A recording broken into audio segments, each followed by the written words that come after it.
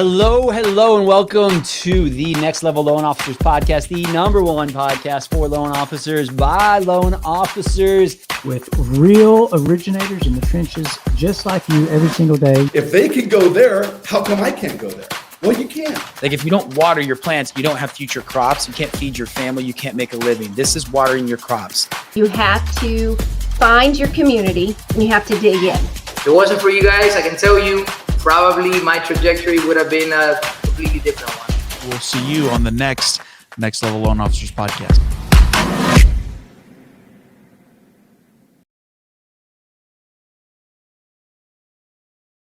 Hello, everybody. This is your Next Level Loan Officer Podcast. I'm Sean Zalmanoff. I'm joined by the one, the man, one of my partners, Shane Kidwell. Shane, you look great this morning. How you doing? They broke the mold when they made me, and I'm not sure that's because I was exceptional. They just couldn't handle two Shanes in the world. Dude, I'm good. And they can't handle two Seans in the world either, quite frankly. Yeah, welcome to another great day in the mortgage industry. You know, I'm really excited about this topic. Last episode, we talked about, what I kind of broke down into these seasons of a mortgage client. And we talked about, that first season being the lead and what tangible takeaways can our audience go out and implement to make sure that that lead converts. Because, we talk about, you look online and every originator, real estate agent, anyone in sales is trying to get more leads. But a lot of those people have no plan of attack to convert the lead to a pre-approval, to convert the pre-approval to a client, to convert the client to a post-closing past client in your sphere. And so again, it's the tactics and strategies versus the ideas. The idea is I'm going to generate leads and I'm going to do social. The tactics are the how, the when, the why, and the what. And so today we're going to talk specifically about season 2, which I've kind of segmented out as the pre-qual / pre-approval. And in my world, we only pre-approve people. We don't pre-qual people. So on my show notes, Amen. I'm talking about the pre-approval season.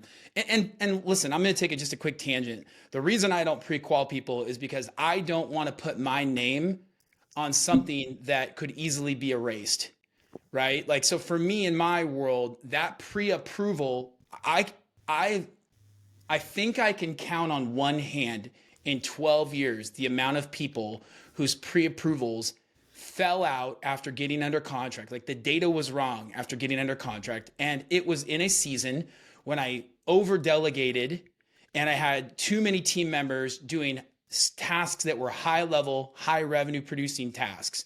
So like when we do pre-approvals, they're gold. I mean, the other reason for that is we talk about these seasons like your goal is to get everybody to close, turn them into raving fans, and then get loans from them, get referrals from them from other people, because that's better than just leads. And so by taking people through the full pre-approval process, you guys have heard another podcast, me talk about my $5,000 seller guarantee. Like those are the things that move the needle to earn their business. And why when I talk to people and they've talked to other people, like they just feel so much more educated. They tell me that, and with the time that I'll share with you shortly that I spend with them through that upfront process, I'm winning. Well, you are. And you went from running a region, a division, to starting over in many ways and back boots on the ground origination in what will probably go down as the most tumultuous market or shift in seasons that we've ever seen. And so again, season 1 was all about, the lead generation, but really I actually would argue that it was about trust building, right? You're taking somebody that doesn't know you, you don't know, and you're building and creating trust so that they're willing to give you their tax returns, their social security number, to tell you their life story about their pending divorce. Like there's a lot of trust that's required to get people to give you what you need to get them under contract and approved and funded.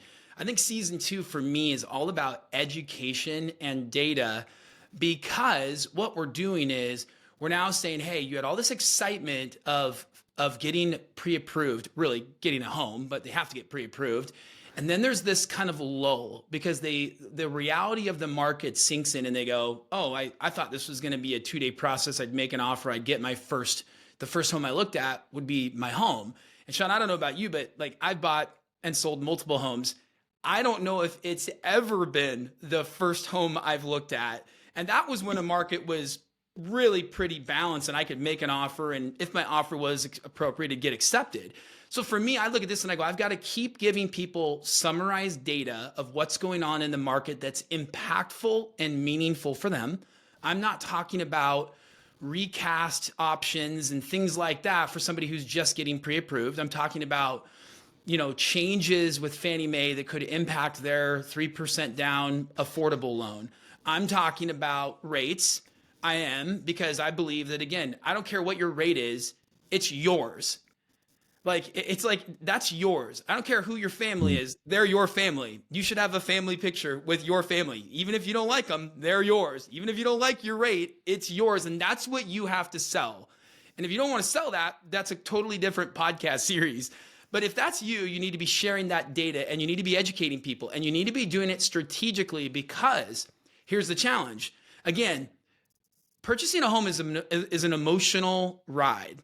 They go from highs to lows to highs to lows to highs, and then they're a homeowner. Or low to high, low to high, low to high, low, and then they're a homeowner.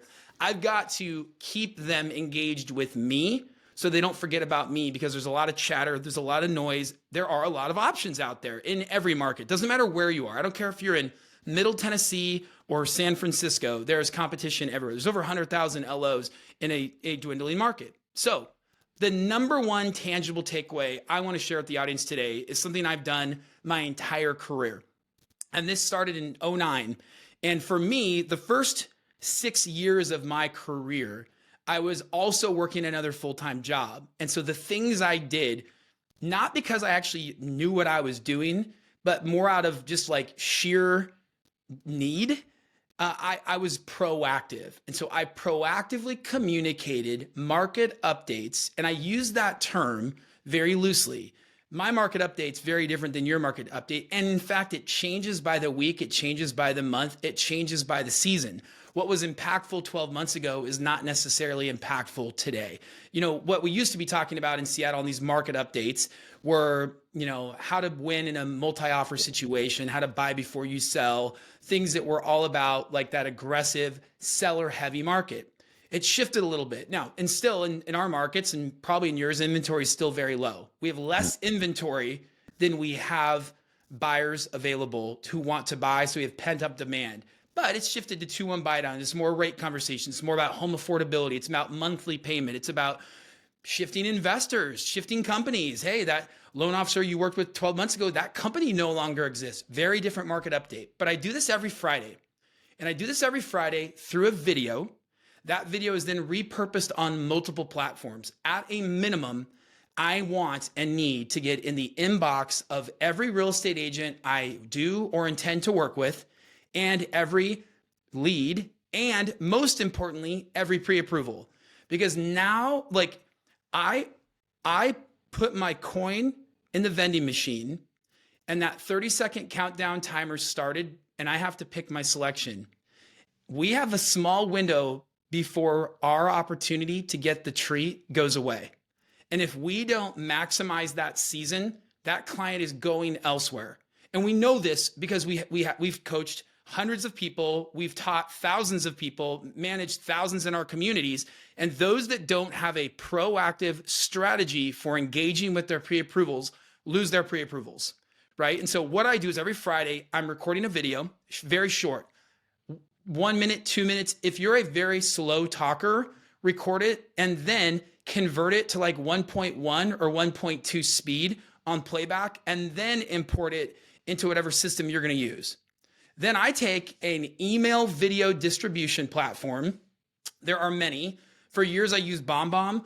I'm shifting to Loom just based on price. And it also integrates with my LOS, which to me, a low friction experience, process, and day is what I'm all about in 2024. So I take that video, that short video that's disseminating hours maybe of information in 2 minutes, which is what every consumer wants, because that's what they do in every other aspect of their life. They consume summaries given by quote unquote experts. I put it on a video platform like Loom, BombBomb, Dub. There's many of them out there. I mean, you could use like a ScreenPal, Screencast-O-Matic. You could use a Vimeo link. I want it to be low friction, ease of use for my end user.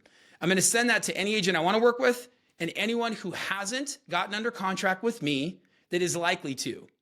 Most importantly, pre-approvals. And I send it every Friday. And I'm sending it typically 2, 3 o'clock because this is like up to the minute information, or at least that's how I want it to be perceived. And I do this every week. And I'll tell you, it's amazing how, people are like, oh, email is low impact. The open rate is low. I would say the response rate is very low. The open rate can be low, but if you do it correctly and you're actually giving them value, like if you're reaching through their email and handing them a $50 bill every Friday, they're going to consume your information.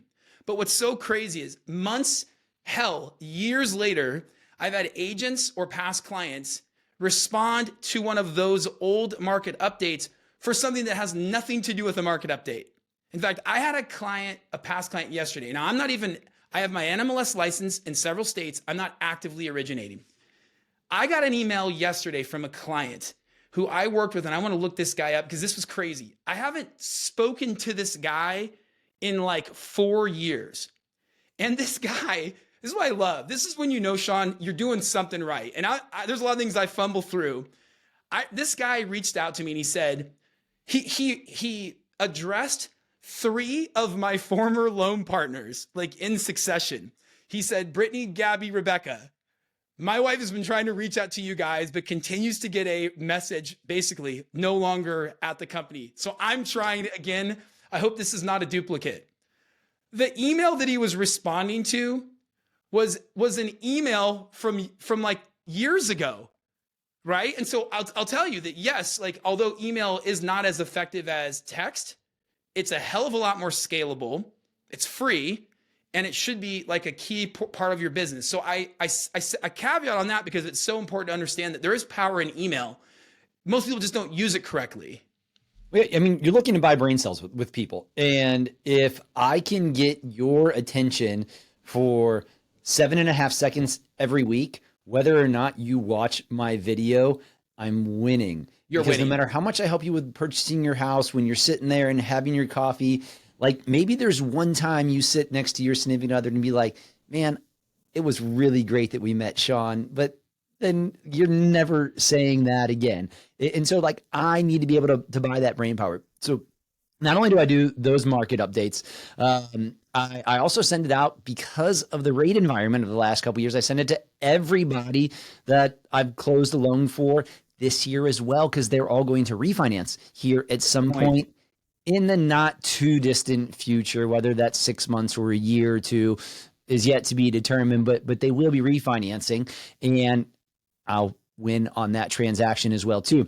I actually send a different email to our realtors of adding a little bit of different value on Friday. I don't do the market update because I'm one of those, like I send a rate update to my realtors every Monday or Tuesday. It varies a little bit, but they get a little rate sheet from me every single week to understand how things are. So listen, you're hearing from somebody in St. Louis, you're hearing from somebody in Seattle-ish, that like these market updates, they win. So there's other things that you can do throughout the course of the process to provide value for your clients, for your realtors as well too. But we're talking specifically about nurturing the clients along in this pre-approval process. So one of the things that I do early on in the process, I'm telling them about 888 opt-out, because I get phone calls from clients sometimes. They're like, Sean, who'd you sell my information to? Why is this person calling me about a mortgage? And I'm just like, all right, ma'am, sir, just so you understand how my world works, I only make money if I close a loan. So if I was selling your information to somebody else to close your loan, I mean, I might make a couple cents, but I'm not going to make near as much cash as if I close your loan. So not me. And here's how this process works. So what I try to do is get ahead of that. And the credit bureaus are always trying to make sure we can't get ahead of that. But, you know, it is what it is. So I am sending them the link for the 888 opt out so they can, when we do pull their credit, they can hopefully not get any, but at least as many spam calls on there. Again, it's a little bit of value. Look, they talk to me, they talk to Shane. They're like, man, those are two really great dudes. Sean did tell us that one thing. And so I think I'm going to use him just for that. The other thing that I win on is, people so often tell me, hey, I'm pre-approved. I got it done somewhere else. Cool. So what did they tell you? I don't know where they sent me this letter. Cool. Did they go over any options with you? Nope. I'm like, would you like to understand how the market works? And what I tell everybody on my very first question right now is, hey, do you understand what the difference in $20,000 financed is to your payment? And every single one of them, 100% of the time, says no. I'm like, well, in today's interest rate environment, $120,000 is about $125 a month. And that may be needle moving for you, or you may just have some arbitrary number that you're capping yourself at 350, but like $250 more isn't that much more. And 390 is like all of a sudden gets you this other bedroom or 400 more square feet or a bedroom and a bath, depending on where you're looking at. And you're like, oh my God. So when I break that down for people, and then I ask them afterwards, has the other loan officer gone over any of this with you? They're like, no. I'm like, and they're like, well, obviously I'm using you. And so, well, Sean, let me interrupt you, and yeah. I want to get back to this, but I want the audience to understand something that you do that you didn't say. We talked in season 1 about trust building. You don't stop building trust in season 2 when they're pre-approved, when they're under contract, or when they're funded. All of that creates trust, and it creates confidence. And if I am going to give like you all of my information, and this is the biggest purchase of my life at that time, I have to trust you. I have to feel confident, and I have to, at some level, I have to like you. And if you're giving something to me, that's the law of reciprocation. So I keep going, but I just wanted the audience to make sure that we bookmark that on Audible, because that's super important for people to understand. So, I mean, that's it. Like it's just that little bit of info. So now I've done that. We've had this. They may have gotten one market update. Now now we've had this conversation. I mean, some people it's 20 minutes. Some people it's an hour and 20 minutes. And you know what? I kind of let it go. If I was doing COVID 2021 numbers, like I would have them all in 15 minutes. Yeah. I'm doing pretty darn well right now, relatively speaking. But man, if I got the time and like somebody's got good questions, and again, I'm building that trust and that confidence in me, because when they get off that phone, they're like, they might not understand everything, although I do a good job of getting rid of the jargon. Like they're very confident that I know what I'm talking about. And so then they keep getting those market updates. And my market updates that used to be 3 or 4 minutes, and now they're very rarely over a minute in what I'm able to, because they just don't care. Hey, are rates up, are they down, and where are they trending and why? And I just give a little bit of that why, because I want to be the expert. Here's happened with GDP, CPI, whatever that is, so I can break that down for them and be like, oh, yep, still trust him. He's still smart, and he still knows more than me, which you should if you're doing somebody's mortgage. I know more than they do in this realm. Well, and so what I do with mine is I talk about the market, but that's a very like generalized description of something that's very tactical. And I love how you broke down yours. So in my market update, I do the exact same thing. I say, this is where the rates are: up, down, good, bad, red, green, where are they trending, and what's upcoming. Hey, next Friday, something big's happening, because I know that when I'm speaking to people who are looking at what they think are accurate rates online, I want to be the first one to tell them it may get better, it may get worse, right? So I love that you're doing that. What I'm also doing is I'm inserting a proprietary item of value on every, let's call it an episode of this, right? And as I mentioned, I'm sending this through email. I'm also sending a quick text message to pre-approved, like those people who are pre-approved, saying, hey, check your inbox, send a quick market update. You're going to want to watch this. Very short and simple. I'm also streaming this on YouTube. I'm streaming this on Facebook through like maybe a real estate group that I manage. If I had like a past client, like Shane financed your home group, I might put it there, but it's going to multiple places. When I'm sending something that's a proprietary item of value, what that means to me is something that I use in the process that benefits the consumer that I've made my own.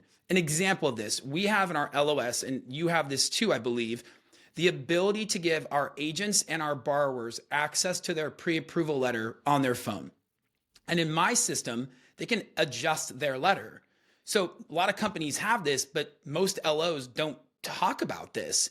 And so for me, I say, hey guys, one of the things work with me at Dwell Mortgage is we have a proprietary system. It's encrypted that you can manage and access 24/7, 365. You can add documents, you can e-sign, you can send me a note, ask a question. If it's 3 a.m, and you were up reading the news and you had a question, drop it in the borrower portal and I'll get back to you the next business day. In addition, if you're out looking at homes late at night or on the weekends when I'm out with my daughter, you can adjust, access, print, download a copy of your letter specifically tailored to that offer. That's one of my items of value. So what I would really challenge the room here is, do you have a yellow notepad with the top 20 items of value that you provide? If you don't, that's a great exercise to do in a slower market that will be trending up. Like, you need to know what makes you better than everyone else. And if you don't think you are, again, I would refer you back to another series where we talk about moving companies.